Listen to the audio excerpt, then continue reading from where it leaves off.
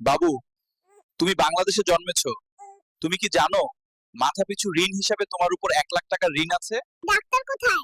কেন, কি হয়েছে? আমাকে ফেরত পাঠাও, আমি এখানে থাকতে চাই না।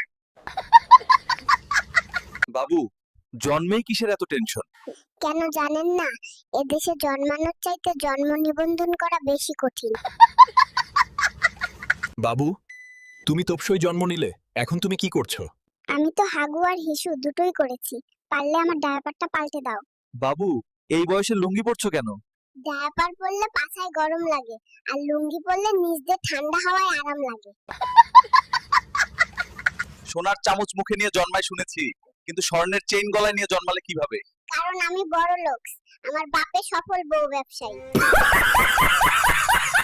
বাবু, তুমি এই বয়সে কাজ করছো কেন?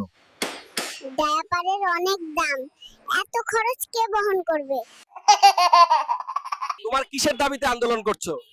দাবি মোদের একটাই, মুসলমানের আগে বিয়ে চাই।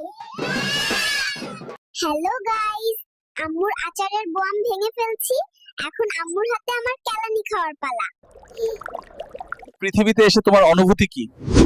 আমার কোনো অনুভূতি নেই, আছে শুধু নুনুভূতি। হিসু ধরে খালি। বাবু, বড় হয়ে কি হতে চাও? প্রথমে বিয়ে করব, তারপর টিকটকে অ্যাকাউন্ট খুলে বউ ব্যবসায়ী হব, থুকু কাপল ভিডিও বানাবো।